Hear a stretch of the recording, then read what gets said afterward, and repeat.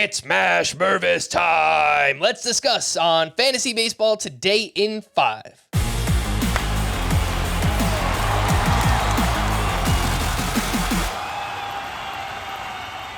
Welcome into FBT in 5. Today is Saturday, May 6th. I am Frank Sample, joined by Scott White. And normally we do Scott's 5 prospects on the verge. But this week, you wrote your prospect report a little bit earlier.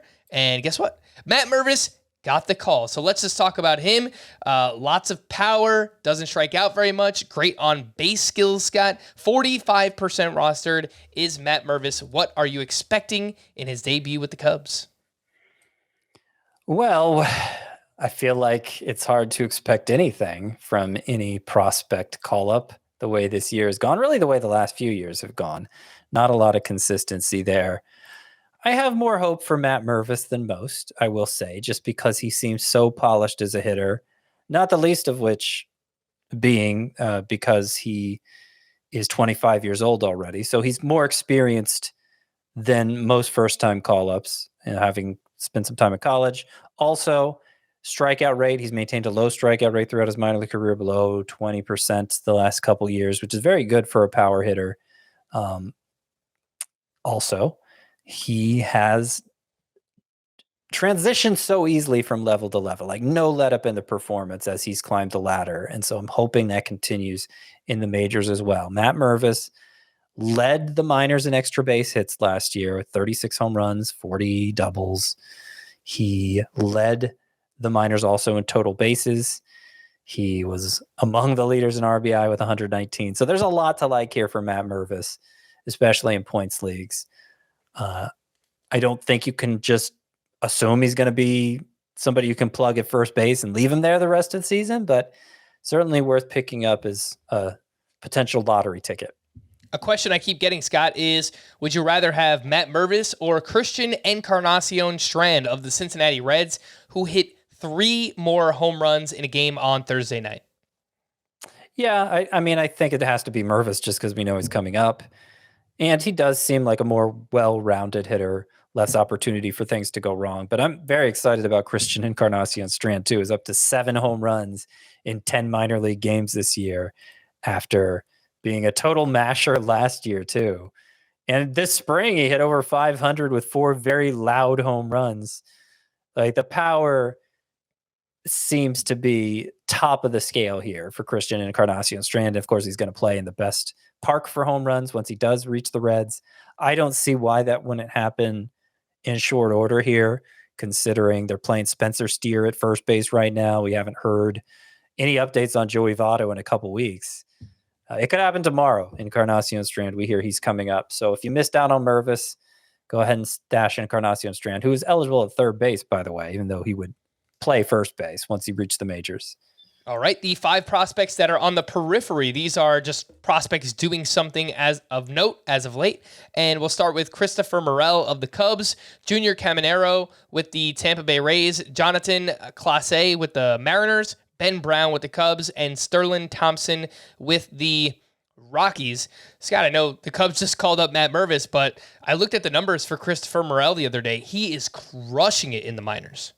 Yeah, insane. He's batting about 360. His OPS is about 1,300. Oof. And of course, he's not really a prospect anymore. He got 379 at-bats in the majors last year, but I went ahead and put him in here because you have numbers like that. I mean, they're worth shining a light on.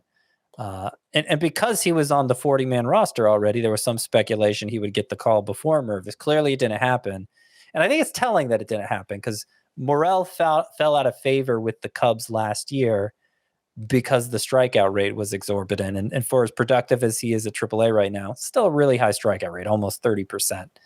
Versatile guy, has some speed, but there are big flaws here as well. And I don't know that he's somebody you need to be stashing and redraft, even though there's a good chance he's up soon. That's Christopher Morel.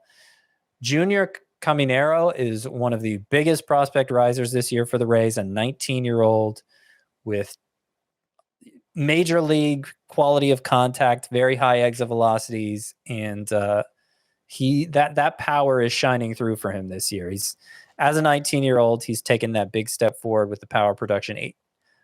Entered Thursday with 8 home runs and less than 80 at bats. So he's rising the rankings very quickly.